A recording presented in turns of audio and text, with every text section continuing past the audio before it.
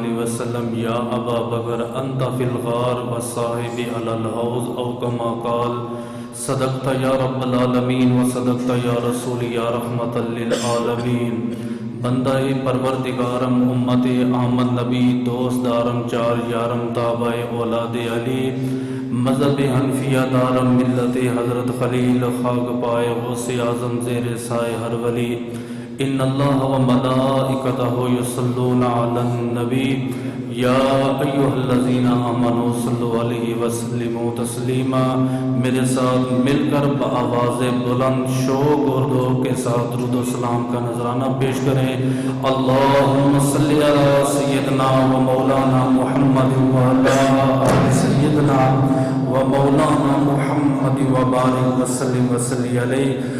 الصلاۃ والسلام علیک یا سیدی یا رسول اللہ وعلی آلک و صحابک یا سیدی یا حبیب اللہ۔ الصلاۃ والسلام علیک یا سیدی یا نور العینین وعلی آلک و صحابک یا سیدی یا جد الحسنین۔ الصلاۃ والسلام علیک یا سیدی یا راحت العاشقین وعلی آلک و صحابک یا سیدی یا مراد المشتاقین۔ الصلاۃ والسلام علیک یا سیدی یا رحمت للعالمین وعلی آلک و صحابک یا سیدی یا خاتم النبیین۔ رب اشرح لی صدری ویسر لی امری واحلل عقدۃ من لسانی یفقہوا قولی۔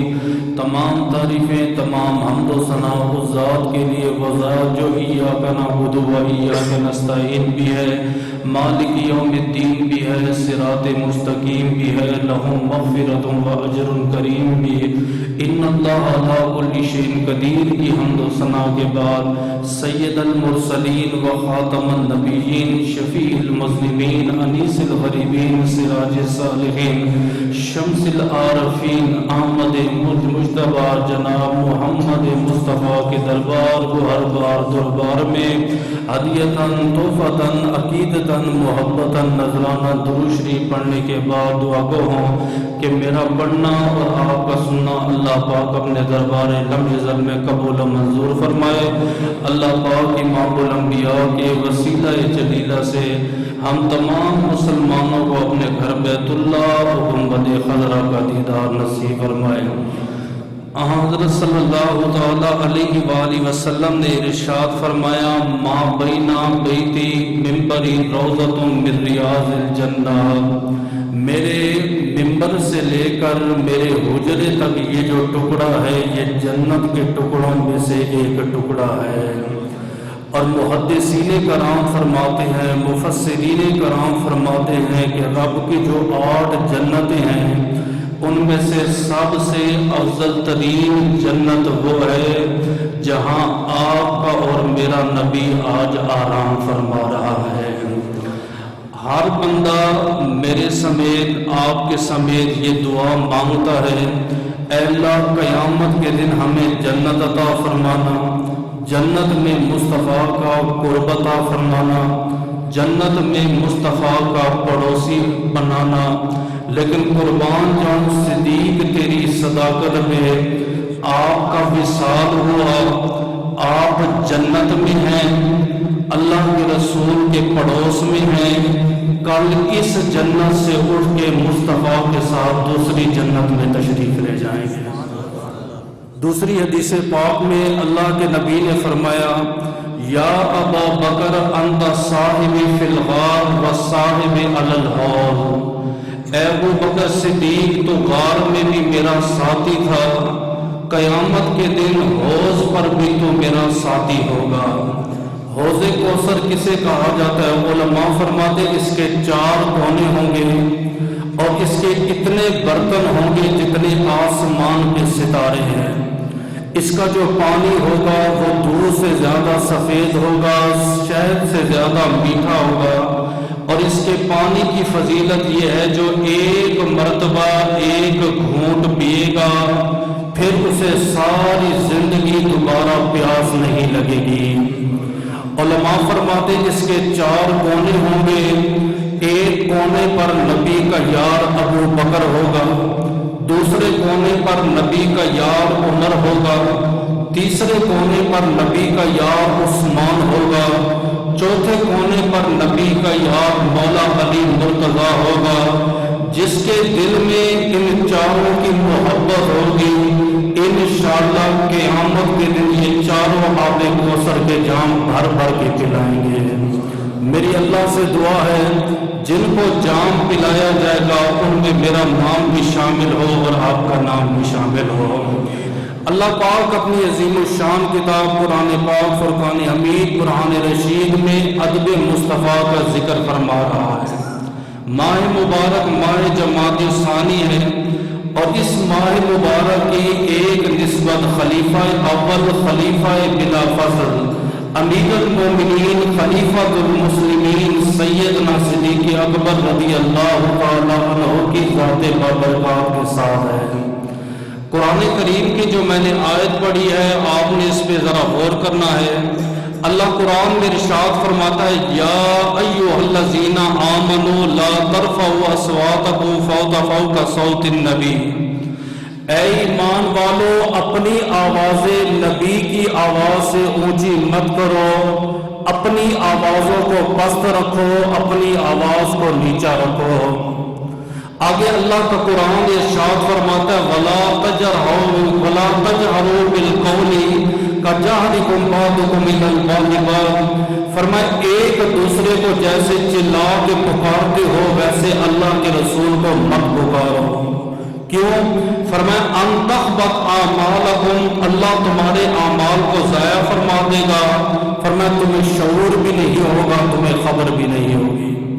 قرآن کریم کی جب یہ آیت نازل ہوئی نبی پاک کا ایک صحابی جس کا نام ہے ثابت بن قیس رضی اللہ تعالیٰ عنہ، قدرتی طور پر ان کی آواز تھوڑی اونچی تھی اور جس بندے کی آواز اونچی ہوتی ہے قوت سماعت جس کی کمزور ہوتی ہے وہ بولتا بھی بہت اونچا ہے. آپ کہتے ہیں قرآن کی جب یہ آیت نازل ہوئی میں نے اپنے آپ کو گھر میں قید کر لیا. کئی دن آپ مسجد میں نماز کے لیے نہ آئے. میرے اور آپ کے نبی نے پوچھا کہ ثابت بن قیس رضی اللہ تعالی عنہ کہاں ہے؟ عرض کی اللہ کے رسول ہمیں معلوم نہیں، اس کے پڑوسی سے پوچھا جائے. آپ نے اس کے پڑوسی حضرت عبداللہ ابن مسعود سے پوچھا. آپ نے فرمایا ابن مسعود آپ بتاؤ کہ ثابت بن قیس کہاں پہ ہے؟ عرض کی اللہ کے رسول نہ وہ بیمار ہیں نہ کوئی شرعی عذر ہے، لیکن میں نہیں جانتا کہ وہ نماز کے لیے کیوں نہیں آ رہے. میرے اور آپ کے نبی نے حضرت سعد یا حضرت عبداللہ ابن مسعود کو کہا جاؤ ثابت بن قیس کی خبر لے کر آؤ. حضرت سعد رضی اللہ تعالی عنہ یا عبداللہ ابن مسعود فرماتے میں گیا ثابت کے پاس. میں نے کہا ثابت بن قیس کیا وجہ ہے آپ نماز کے لیے نہیں آ رہے، آپ مسجد میں نہیں آ رہے، اللہ کے رسول آپ کا بار بار پوچھ رہے ہیں. تو ثابت بن قیس نے کہا کہ قرآن کی جو یہ آیت نازل ہوئی ہے نا لا ترفعوا اصواتکم فوق صوت النبی، اپنی آوازیں نبی کی آواز سے اونچی مت کرو، یہ آیت میرے بارے میں نازل ہوئی. کیوں میرے بارے میں نازل ہوئی؟ کیونکہ میری قوت سماعت کمزور ہے، میں تھوڑا اونچا بولتا ہوں. شاید میرے اونچا بولنے کی وجہ سے اللہ نے قرآن میں اس آیت کا نزول فرما دیا. میرے سارے کے سارے اعمال ضائع ہو گئے، میں برباد ہو گیا، میں ہلاک ہو گیا. اب میں مسجد میں جا کے کیا کروں گا؟ کس نظر سے میں اللہ کے رسول کے ساتھ نظر ملاؤں گا؟ کیسے میں اللہ کے رسول کی بارگاہ میں بیٹھوں گا؟ حضرت ابن مسعود یا حضرت سعد وہ کہتے میں اللہ کے نبی کے پاس آیا. میں نے کہا اللہ کے رسول ثابت بن قیس اس لیے مسجد میں نہیں آ رہے، وہ جو قرآن کی آیت نازل ہوئی ہے وہ سمجھتے ہیں یہ میری وجہ سے نازل ہوئی، اللہ نے مجھے برباد کر دیا اور اللہ نے معاذ اللہ مجھے جہنمی بنا دیا. میرے اور آپ کے نبی مسکرائے، آپ نے فرمایا ہو میرا صحابی تے جہنم میں جائے ہو نہیں سکتا، میری نسبت کی وجہ سے میرے صحابہ بھی جنت ہے تے میری اہل بیت اطہار بھی جنت ہی ہے.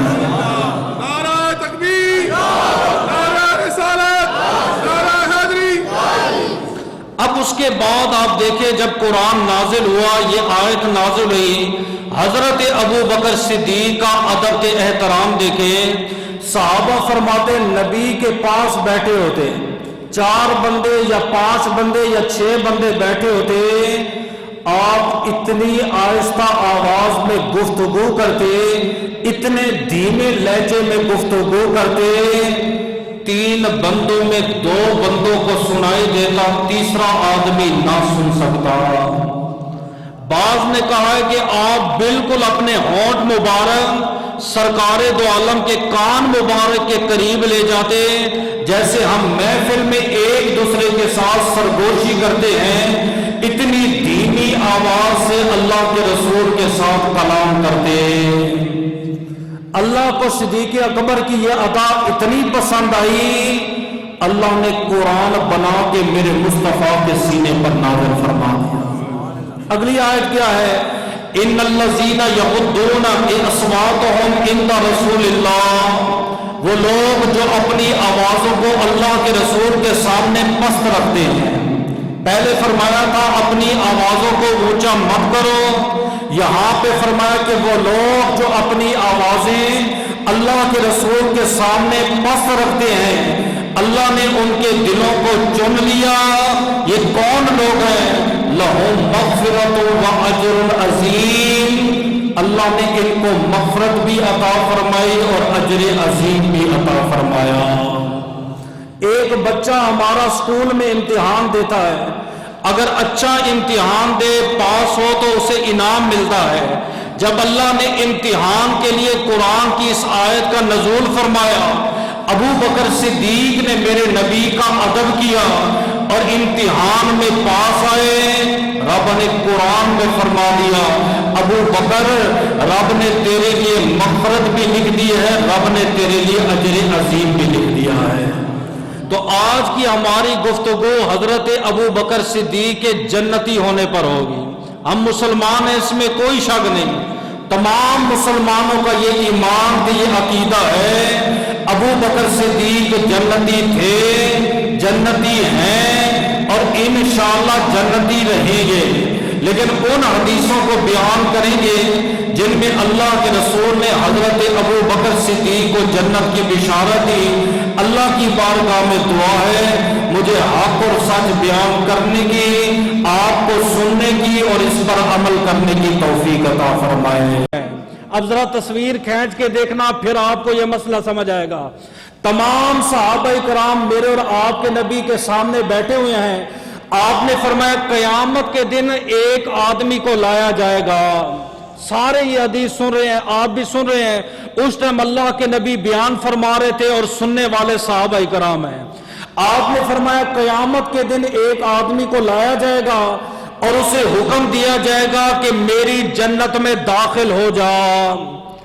آپ نے فرمایا جب وہ جنت کے قریب جائے گا, تمام حوریں, تمام فرشتے, تمام غلمان, آپ نے فرمایا اس کے استقبال کے لیے کھڑے ہو جائیں گے. ابھی جنت اور دوزخ کا فیصلہ نہیں ہوا, ابھی قیامت آئی نہیں. بیٹھے میرے نبی مدینے میں ہیں, زمین پہ بیٹھ کے میرے اور آپ کے مصطفیٰ فرما رہے ہیں. آپ نے فرمایا جنت میں ایک آدمی کو لایا جائے گا, تمام حوریں, تمام فرشتے, تمام غلمان, جنت کے سردار اس کا استقبال کے لیے کھڑے ہو جائیں گے. آقا پھر کیا ہوگا؟ آپ نے فرمایا جب وہ جوان جنت میں داخل ہوگا, سارے فرشتے, ساری حوریں کہیں گی مرحبا مرحبا مرحبا. ہمارے ہاں کوئی خاص مہمان آتا ہے نا, خاص مہمان, اگر بہت بڑا مہمان ہو تو ایئرپورٹ سے ہم لینے کے لیے جاتے ہیں, نہیں تو کم سے کم محلے کے چوک سے لینے کے لیے جاتے ہیں, اور نہیں تو اپنے گھر کے باہر کھڑے ہو جاتے ہیں, اسے لے کے اپنے گھر میں لے کر آتے ہیں. آپ نے فرمایا جنتیوں میں سے ایسا عظیم جنتی ہوگا, حوریں بھی انتظار کریں گی, فرشتے بھی انتظار کریں گے, غلمان بھی انتظار کریں گے. ہمارے پنجابی میں کہتے جب مہمان آتا ہے نا, کچھ لوگ کہتے جی آیا نو, کچھ لوگ کہتے ہیں بسم اللہ, کچھ لوگ ویلکم کہتے ہیں, کچھ لوگ خوش آمدید کہتے ہیں. آپ نے فرمایا جب وہ جوان اندر داخل ہوگا تمام حوریں تمام فرشتے سر جھکا کے کہیں گے مرحبا مرحبا مرحبا، حتیٰ کہ وہ جوان جنت میں داخل ہو جائے گا۔ ساروں نے یہ حدیث سنی، مجمع میں ایک صحابی نے سوال کر دیا، اے اللہ کے نبی یہ جس جوان کا آپ ذکر کر رہے ہیں کیا وہ جوان ہم میں موجود ہے؟ فرمایا ہاں موجود ہے۔ آقا اگر وہ ہم میں موجود ہے کیا ہم اس کا دیدار بھی کر سکتے ہیں؟ آپ نے فرمایا ہاں دیدار بھی کر سکتے ہو۔ آقا وہ کون ہے؟ آپ نے فرمایا جس نے اس کا دیدار کرنا ہے میرے یار ابو بکر صدیق کا دیدار کرنا ہے۔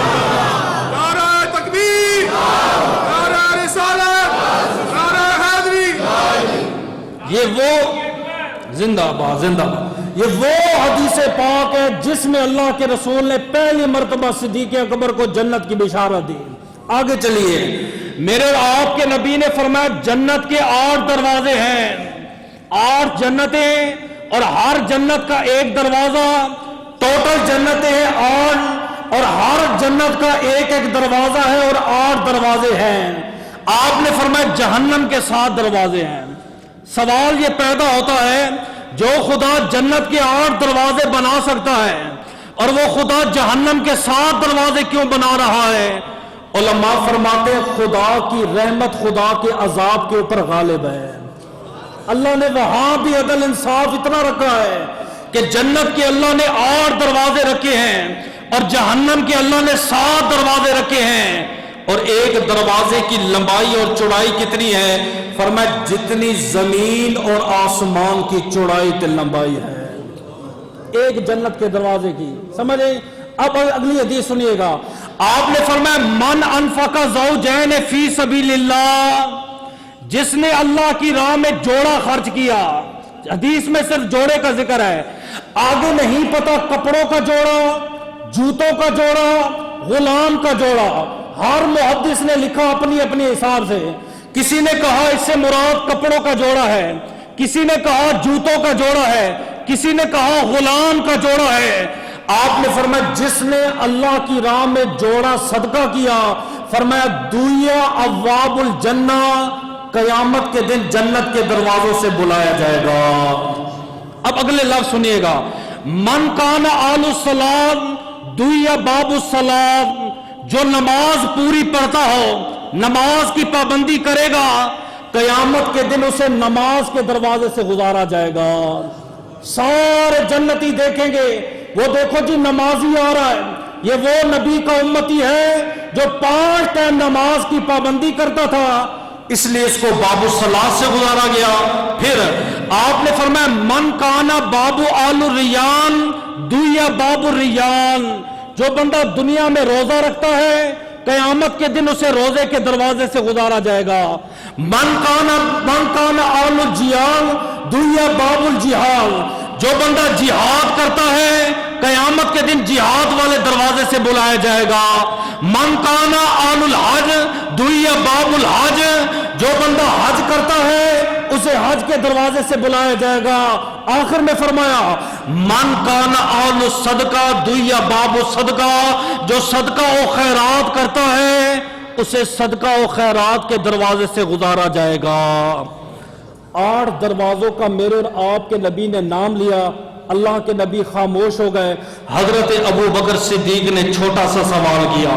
سوال کیا ہے؟ یا رسول اللہ من تلک الابواب الجنت کلیہا،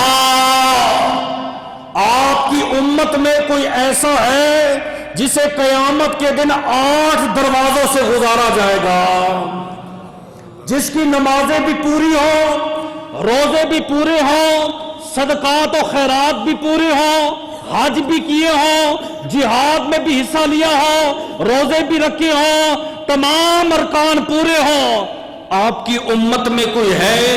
آپ نے فرمایا ہاں ایک شخص ہے۔ عرض کی آقا کون؟ آپ نے فرمایا جو اس کا دیدار کرنا چاہتے ہو میرے یار ابو بکر صدیق کا دیدار کرنا۔ لوگ لاکھ باتیں کرتے رہے، طرح طرح کی باتیں کرتے رہے، یہ وہ نبی کا عظیم صحابی ہے. فرمایا جب حساب ہوگا ابو بکر صدیق کی نمازیں بھی پوری ہوں گی, آپ کا جہاد بھی مکمل ہوگا, آپ کا حج عمرہ بھی مکمل ہوگا, آپ کی زکوٰۃ بھی مکمل ہوگی, آپ کے روزے بھی مکمل ہوں گے. قیامت کے دن سارے دروازوں سے گزار کے خدا انہیں جنت میں لے جائے گا. اب اگلی ایک حدیث, تیسری حدیث ہے بات, یہ دوسری تھی جس میں جنت کی بشارت دی. اس حدیث کو ذرا دل کے کانوں سے سننا. حضرت ابو موسیٰ اشعری رضی اللہ تعالیٰ عنہ سرکار دو عالم کے صحابی ہے. آپ کہتے ہیں میں نے گھر کے اندر وضو کیا تو دل میں ارادہ کیا آج صبح سے لے کر شام تک میں اللہ کے نبی کے ساتھ رہوں گا, میں نے کوئی کام نہیں کرنا ادھر ادھر کا, بس میں سارا دن آج میں اپنے نبی کے ساتھ گزاروں گا. آج میں دیکھوں گا میرے نبی کیا کرتے ہیں, وضو کیسے کرتے ہیں, نماز کیسے پڑھتے ہیں, کھاتے پیتے کیسے ہیں, آتے جاتے کہاں پہ ہیں.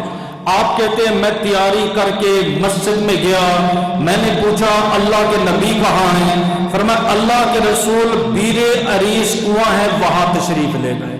مسجد کے ساتھ باغ تھا, باغ کے اندر کنواں تھا. جب بھی ہم مدینے میں جاتے ہیں بس میں بیٹھتے ہیں, جب زیارتوں کے لیے لے کے جاتے ہیں باقاعدہ جو گائیڈ لائن کر رہا تھا وہ ہمیں بتاتا ہے آپ کو اس کنویں کی آج زیارت کروائیں گے جس میں اللہ کے رسول کی انگوٹھی مبارک گری. آج بھی وہ موجود ہے. خیر ترکیوں نے وہ اللہ کے رسول کی انگوٹھی بعد میں نکال لی ہے. میں نے اس کنویں کو دیکھا ہوا ہے, بیر عریس کا مشہور کنواں ہے. کہتے ہیں میں باغ کے اندر گیا, میں نے دیکھا اللہ کے نبی قضائے حاجت سے فارغ ہوئے, پھر میرے اور آپ کے نبی نے وضو کیا, تہبند آپ نے نیچے پہنا ہوا تھا, بیر عریس کے کنویں پہ آئے, اپنی ٹانگیں کنویں میں لٹکا کے ایک کنارے پر بیٹھ گئے. میں اللہ کے نبی کے پاس گیا, میں نے کہا السلام علیکم. وعلیکم السلام, کیسے آنا ہوا؟ آقا میں نے نیت کی ہے کہ آج پورا دن میں آپ کے ساتھ گزاروں گا, سو آپ باغ میں بیٹھ ہی گئے ہیں, میں دربان بن کے چوکیدار بن کے اس باغ کے دروازے پہ بیٹھ جاتا ہوں, ساتھ نبی کے نہیں بیٹھا. فرمایا ٹھیک ہے. ابو موسیٰ اشعری کہتے ہیں میں دروازے پہ بیٹھ گیا, اب اللہ کے نبی ایسے کنویں میں بیٹھے ہوئے ہیں, پاؤں میرے اور آپ کے نبی کے کنویں کے اندر ہے. تھوڑی دیر بعد آواز آئی, میں نے کہا کون؟ اس نے کہا ابو بکر صدیق, نبی کہاں پہ ہیں؟ میں نے کہا اللہ کے نبی تو اندر بیٹھے ہوئے ہیں. پھر میں نبی کو میرا سلام دو اور کہو میں اندر آ سکتا ہوں, بس اتنی سی بات ہوئی ہے. آپ کہتے ہیں میں اندر گیا, میں نے کہا یا رسول اللہ ھذا ابو بکر یستاذنو, باہر دروازے پہ ابو بکر ہے, اجازت مانگ رہا ہے, اندر آنے دو. آپ نے فرمایا اجازت تو دور کی بات رہی, اعزن لہو وبشر بالجنہ, ابو بکر صدیق کو اجازت بھی دو, ساتھ جنت کی خوشخبری بھی سنا. آپ کہتے ہیں بڑی اس کو غور سے سنیے گا, آپ کو سمجھ آئے گی انشاءاللہ. یہ حدیث آپ کو مدینہ منورہ کی سیر کروائے گی. آپ کہتے ہیں کہ میں نے ابو بکر صدیق کو سلام کا جواب دیا, میں نے کہا ابو بکر صدیق اللہ کے نبی آپ کو بلا رہے ہیں.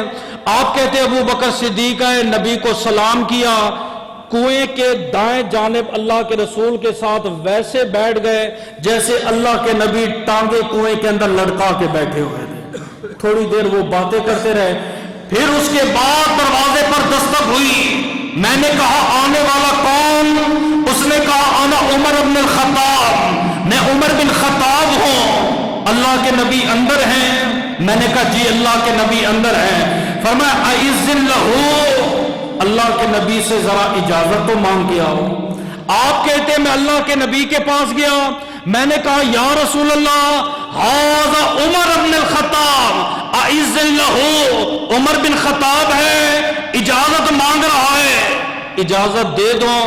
آپ نے فرمایا اجازت بھی دو تے ساتھ جنت کی بشارت بھی دے دو.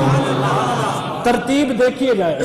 کہتے حضرت عمر پاک آئے, میرے نبی کو سلام کیا, عمر پاک میرے نبی کے دائیں طرف بیٹھ گئے. ترتیب سمجھ آئی ہے؟ دیکھو بھائی درمیان میں میرے نبی بیٹھے ہوئے ہیں, دائیں جانے پر ابو بکر صدیق بیٹھے ہوئے ہیں. کنویں کا ہوتا ہے گول دائرہ, دو بندے برابر نہیں بیٹھ سکتے, ایک درمیان میں ہے, دوسرا تھوڑا ہٹ کے ہے لیکن ہے تھوڑا نیچے، دوسرا جو ہے وہ اس کے نیچے ہے، دوسرا جو ہے وہ اس کے ساتھ ہے، 3 بندے ہو گئے۔ آپ کہتے ہیں میں تھوڑی دیر بیٹھا رہا، دل میں سوچ رہا تھا پتہ نہیں کون خوش نصیب آئے گا۔ آج مصطفیٰ کی رحمت جوش میں ہے، آج میرے نبی جلال میں ہے، آج میرے نبی جنتوں کو مان رہے ہیں، آج کون خوش نصیب آئے گا۔ تھوڑی دیر بعد پھر دروازے پر دستک ہوئی، میں نے کہا دستک دینے والا کون؟ اس نے کہا انا عثمان بن عفان، میں عثمان بن عفان ہوں۔ اللہ کے نبی اندر ہے؟ جی اندر ہے۔ ابو بکر پاک اندر ہے؟ جی اندر ہے۔ عمر پاک اندر ہے؟ جی اندر ہے۔ فرمایا جاؤ نا میرے نبی سے ذرا اجازت مانگ کے آؤ۔ اب میرے نبی نے جو اجازت دی ہے رخ تھوڑا بدلا ہے، سمجھیے گا، حوالے کا میں ذمہ دار ہوں، ریاض الصالحین بھی ہے، بخاری میں بھی ہے، سیاستوں میں کئی مرتبہ یہ حدیث آئی ہے، سنی آپ نے پہلی مرتبہ ہوگی۔ میں نے کہا اللہ کے نبی ھذا عثمان بن عفان اعزن لہ، عثمان بن عفان ہے، اجازت مانگ رہے ہیں، اجازت دے دو۔ میرے نبی نے فرمایا اجازت بھی دو، جنت کی بشارت بھی دو، لیکن اسے بتانا تجھے مصیبتیں تکلیفیں آئیں گی، پھر جا کے خدا تجھے جنت دے گا۔ نہیں سمجھ آئیں؟ ابو بکر صدیق آئے، میرے نبی نے اجازت دی، کوئی مصیبت کا ذکر نہیں کیا، کوئی تکلیف کا ذکر نہیں کیا۔ عمر آئے، میرے نبی نے اجازت دی، کوئی تکلیف کا ذکر نہیں کیا۔ عثمان آئے، میرے نبی نے فرمایا جنت تو ملے گی، تکلیفیں بہت آئیں گی۔ جو کہتا ہے نبی کو اپنی موت کا علم نہیں ہے، اور نبی تو درکنار کی بات رہی، قیامت تک نبی کے غلام اگر پیدا ہوں گے نبی ان کی موتوں سے بھی باخبر ہے۔ عثمان کو کون سی تکلیف ہوئی؟ 40 دن حضرت عثمان کو پانی نہیں ملا، غور کیجئے گا، 40 دن عثمان کو کھانے کے لیے نہیں ملا۔ منبر رسول پہ عثمان کھڑے ہیں، لوگوں نے پتھر مار کے زخمی کر دیا، عثمان کے ہاتھ میں جو عصا ہے وہ عصا بھی ٹوٹ گیا، آپ کے جنازے پر جو ہے پتھر مارے گئے۔ یہ واقعے تو وہ بعد میں ہوئے، نبی کا وصال ہوا، ابو بکر کا وصال ہوا، عمر پاک کا وصال ہوا، پھر عثمان غنی کی شہادت ہوئی۔ شہادت بعد میں میرے نبی نے پہلے خبر دے دیا ہے۔ میری بات سمجھ آئی ہے کہ نہیں ہے؟ اب ترتیب سمجھیے گا۔ کہتے ہیں حضرت عثمان غنی آئے، فسلم تو میرے نبی کو سلام کیا، ہم کلام ہوئے، کنویں کے سامنے بیٹھ گئے۔ ترتیب سمجھ آئی ہے؟ ایک طرف نبی بیٹھے ہیں، دائیں ابو بکر ہیں، بائیں عمر ہیں، سامنے عثمان ہے۔ مدینے چلے جاؤ، روضہ رسول میں دیکھ لو، آج نبی درمیان میں ہیں، دائیں ابو بکر ہیں، ادھر عمر ہیں، سامنے عثمان غنی کا موقع۔ وہ کہتے ہیں اصل میں یہ کنواں نہیں تھا، حقیقت میں میرے نبی اشارہ دے رہے تھے میرا وصال ہوگا، میرے وصال کے بعد میرا خلیفہ ابو بکر بنے گا، ابو بکر کو خدا جنت دے گا، جنت سے مراد میرے روضے میں جگہ دے گا، پھر عثمان کا وصال ہوگا، پھر عثمان میرے روضے میں دفن ہوں گے۔ اے عثمان تیری شہادت ہوگی، تکلیف تجھے دی جائے گی، تو وصال تو فرما جائے گا، تیرا مزار وہاں سامنے ہوگا۔ سمجھے؟ تو یہ تیسری حدیث پاک ہے جس میں سرکار دو عالم نے حضرت ابو بکر صدیق کو جنت کی بشارت دی ہے۔ اب میں چوتھی حدیث پڑھنے لگا ہوں، ذرا میں آپ کو سمجھاؤں گا نا، پھر آپ کو سمجھ آئے گا، ایسے نہیں سمجھ آئے گا، غور کیجئے گا۔ وہ کہتے ہیں داخل رسول اللہ صلی اللہ علیہ وسلم الی المسجد، اللہ کے نبی صلی اللہ علیہ وآلہ وسلم مسجد میں آئے، وَأَخَذَ أَيْدِهِمَا، اکیلے نہیں آئے، آپ نے 2 بندوں کا ہاتھ پکڑا ہوا تھا، مسجد میں تشریف لائے۔ آپ دیکھتے ہیں نا ہمارے بعض نمازی آتے ہیں، ساتھ اپنے بچوں کو لے کر آتے ہیں، ایک ہاتھ میں ایک بیٹا، دوسرے ہاتھ میں دوسرا بیٹا ہے۔ میرے نبی کے بچے تو بچپن میں فوت ہو گئے، کون میرے نبی کے ساتھ ہے؟ حسنین کریمین؟ فرمائے نہیں. ثم اخذ ایدیہما، میرے نبی نے دو بندوں کا ہاتھ پکڑا ہوا ہے. پوچھا وہ کون؟ فرمایا ایک ابو بکر صدیق تھا، دوسرا حضرت عمر فاروق تھا. بڑے خطرناک ہیں. خطرناک ان کے لیے، ہمارے لیے نہیں. ہم تو ان کی شان کے قائل ہیں، ان کی فضیلت کے قائل ہیں. آپ اور میں، ہر بندہ دعا مانگتا ہے، اے اللہ نبیوں کے ساتھ اٹھانا، حشر نبیوں کے ساتھ کرنا، جنت میں مصطفیٰ کے ساتھ رکھنا، جنت میں نبی کا پڑوس عطا فرمانا. میرے نبی نے دونوں کا ہاتھ پکڑا ہوا ہے. سارے صحابہ حیران ہو کے دیکھ رہے ہیں. آپ نے فرمایا حیران کیوں ہو؟ ہاکذا نبعث یوم القیامہ، جیسے میں نے ہاتھ پکڑا ہوا ہے نا، انشاءاللہ قیامت کے دن ہم تینوں ایسے ہی اٹھ کے خدا کی جنت میں جائیں.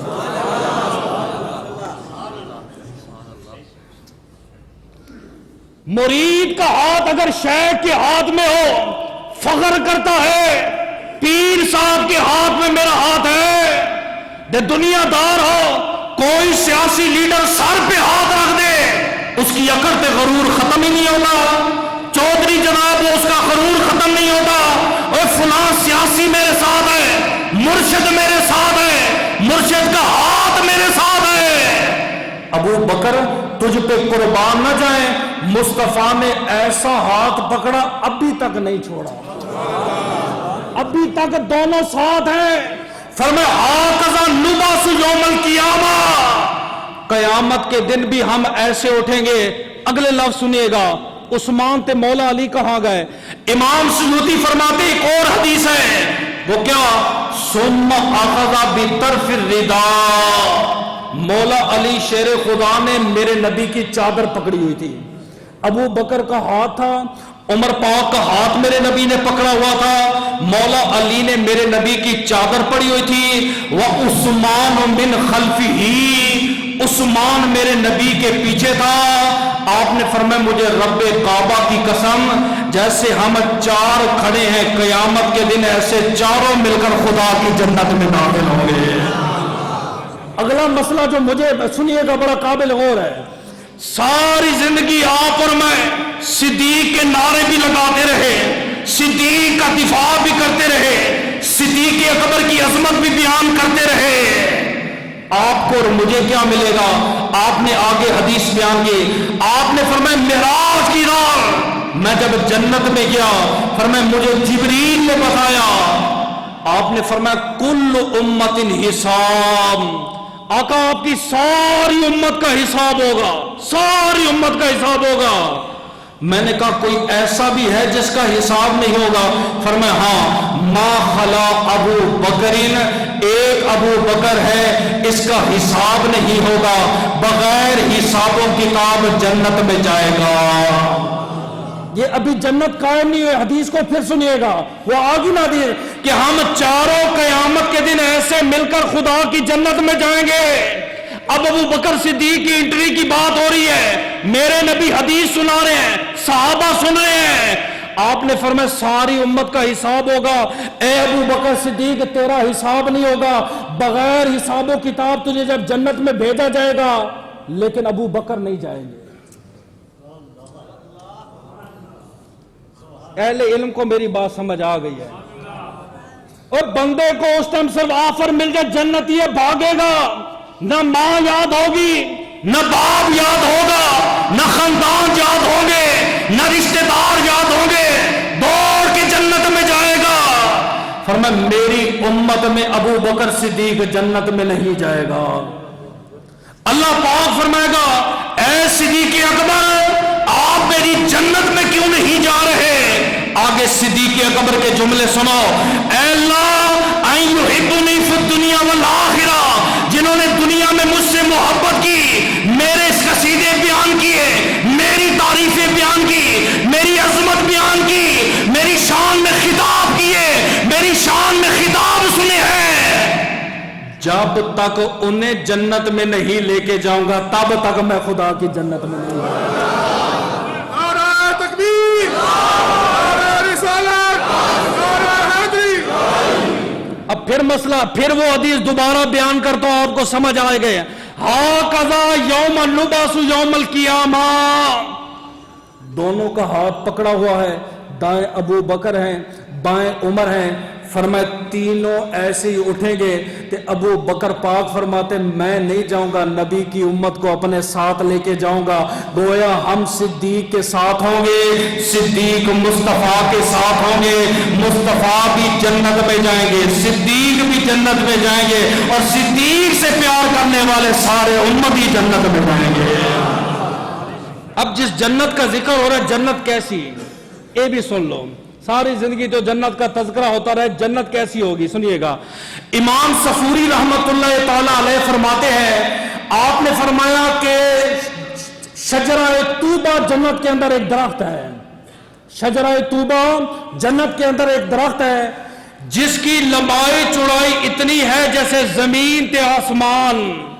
غور کیجئے گا پھر آپ کو سمجھ آئے گا. سنیو تمہارے عقیدے کے مطابق ہے. فرمایا اس کی تمام جڑیں 8 جنتوں میں پھیلی ہوئی ہیں. ایک درخت ہے، ایک سمجھ آئیے. میں ایک جنت کی آپ کو صرف مثال دیتا ہوں، آپ کو سمجھ آ جائے گا. 100 سال تک بلکہ اس درخت کی مثال دیتا ہوں. فرمایا ایک درخت ہے سمجھ جنت کے اندر، اس کی شاخیں 8 جنتوں میں پھیلی ہوئی ہیں. تے کتنا لمبا تے کتنا چوڑا ہے. فرمایا 100 سال تک گھوڑا دوڑتا رہے سایہ ختم نہیں ہوگا. ایک اور روایت میں فرمایا جوانی میں اونٹ بھاگے، جوانی میں بھاگے، بڑھاپے کو پہنچ جائے، مر جائے، اونٹ کی ہڈی گل جائے. اونٹ کی ہڈی نہیں گلتی، یہ وہ کہتے ہیں نا جادو ہو جی گھر میں اونٹ کے کوہان کی ہڈی رکھو، مثال ہڈی کی دی جاتی ہے. فرمایا اونٹ کی ہڈی گل جائے گی لیکن درخت کا سایہ نہیں ختم ہوگا. سمجھ آئی؟ یہ درخت کس کا ہوگا سمجھ آئی؟ آپ نے فرمایا یہ درخت اس جنت میں ہوگا جس جنت میں میں مصطفیٰ ہوں گا. سمجھ آئی؟ اگلی بات آپ نے فرمایا اس کے پھل ایسے ہوں گے اونٹ کی طرح بڑے اور چوڑے. ابو بکر صدیق نے کہا پھر بندہ کیسے کھائے گا؟ فرمایا کھانے والے اس سے بھی بڑے ہوں گے. نہیں سمجھ آیا؟ میں جب کہتا ہوں تیرا کھاوا، نہیں سمجھ آئی؟ تیرا کھاوا میں تیرے، اور جو نہیں کھاتا وہ نہ بولے تیرا کھانا. گیت گانا یا رسول اللہ کہتے مشرک ہے. میں کہ چل میں مان لیتا ہوں، جو کہتا ہے یہ شرک ہے. قیامت کا دن ہوگا، جنت مصطفیٰ کی ہوگی، درخت طوبہ ہوگا، وہاں پہ پھل اسی کو ملیں گے. جو دنیا میں کہتا ہوگا تیرا کھانا میں تیرے، گیت گانا یا رسول اللہ، تو اسی اتنے بھی بھوکے رہ جا سو. سمجھ آئیے؟ 11ویں سنیا دی، 12ویں سنیا دی، میلاد سنیا دا، محرم تے انہاں دا. یہ ہماری قسمت ہے نا. اب سمجھے گا اس درخت کے نیچے خدا کے فرشتے بیٹھ کے اجتماع کرتے ہیں. فرشتوں کی باقاعدہ ایک محفل ہوتی ہے. فرشتوں کی محفل ختم ہوئی، ایک فرشتے نے دعا کے ہاتھ اٹھا دیے. علماء لکھتے ہیں جمعے کا اجتماع ہو، امام سلام پھیرے، سنتوں کے لیے مت کھڑا ہوا کر، بھاگا مت کر. ایک قبولیت کی گھڑی ہوتی ہے، بار بار نصیب نہیں ہوتی. کہ تجھے سمجھ نہ آئے میں نے تجھے امام صفوری کی بات بیان کر دی. وہ کہتے ہیں درخت طوبہ کے نیچے خدا کے فرشتوں کا اجتماع ہوا، اجتماع ختم ہوا، فرشتے نے دعا کے ہاتھ اٹھائے اور دعا کیا مانگی؟ اے اللہ 1000 فرشتے کی پرواز عطا فرما. کتنی؟ 1000. میں آپ کو صرف ایک فرشتے کی پرواز بتاتا ہوں، سمجھ آئیے؟ جبریل سدرہ سے 7 آسمانوں پار ہے، جب زمین پہ آتا ہے اتنا ٹائم لگتا ہے جتنی ہماری آنکھوں کی 2 پلکیں آپس میں ملتی ہے ایک فرشتے کی. اور فرشتہ دعا مانگ رہا ہے، اے اللہ 1000 فرشتوں کی پرواز عطا فرما. اللہ پاک نے فرمایا دعا تو میں نے قبول کر لی، پرواز بھی تجھے دے دی، کرے گا کیا؟ اس نے پتہ کیا کہا؟ اس نے کہا مولا تیری ساری جنت کو دیکھوں گا، شرق سے لے کر غرب تک، جنوب سے لے کر شمال تک۔ جس جنت کا تو نے وعدہ کیا ہے کیسی، نظر کیسی آتی ہے؟ خدا نے دعا قبول کر دی، فرشتے نے پرواز شروع کر دی۔ 1000 سال فرشتے نے پرواز کی، 1000 بار جب تھکاوٹ ہوئی، جنت کے ایک ٹکڑے پہ اترا، 2 رکعت نماز شکرانے کے ادا کیے۔ اللہ تیرا لاکھ لاکھ شکر ہے، میں نے اتنی بڑی جنت دیکھی ہے، ابھی تو رہتی ہے۔ پھر اس نے پرواز شروع کی، 1000 سال تک پھر پرواز کرتا رہا، پھر جنت میں اترا، 2 رکعت شکرانے کے نوافل ادا کیے، پھر 1000 سال تک اس نے پھر پرواز کی، پھر جنت کے ایک ٹکڑے میں اترا، 2 رکعت پڑھی۔ 3000 سال تک فرشتے نے سفر کیا اور 6 رکعتیں شکرانے کے ادا کیے۔ دنیا کو بتا دیا ہے رب کی نعمت ملے شکر بھی ادا کر لیا کرو۔ یہ فرشتوں کی بھی سنت ہے، نبی کی بھی سنت ہے۔ جب وہ فرشتہ وہاں ٹھہرا، کہتا ہے میں نے جنت میں خوبصورت محل اور اتنی خوبصورت حور دیکھی، آج سے پہلے نہیں دیکھی، حالانکہ کئی دیکھ چکا تھا، باغات پیدا بھی وہیں رہتے ہم سارا کچھ، فرمایا ایسی حور ہم نے نہیں دیکھی۔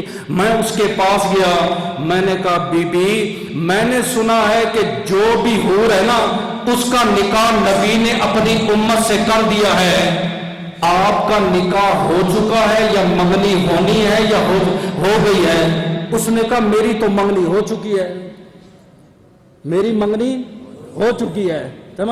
میں نے کہا کس سے منگنی ہوئی ہے؟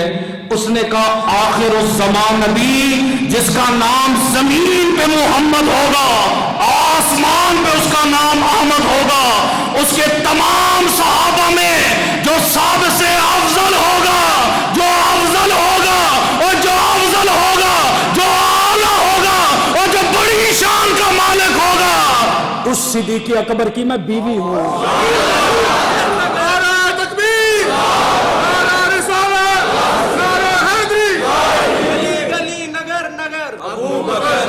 اونچا بولو بھائی، شان صدیق اکبر ہے۔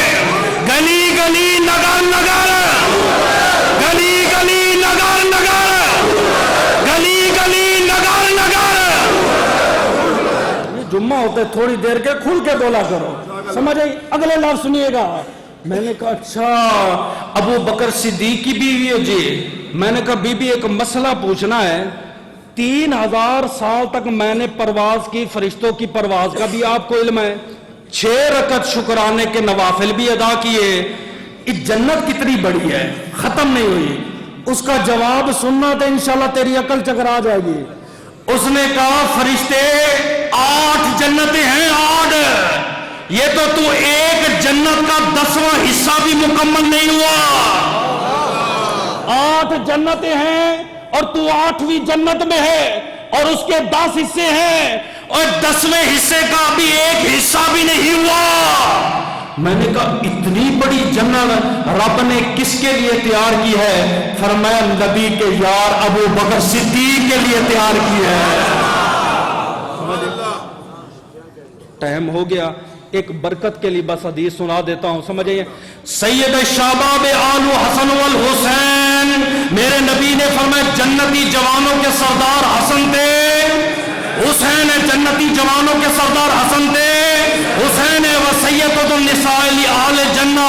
آپ نے فرمایا میری بیٹی جنتی عورتوں کی سردار ہے، میرے نواسے حسن حسین جنتی جوانوں کے سردار ہیں۔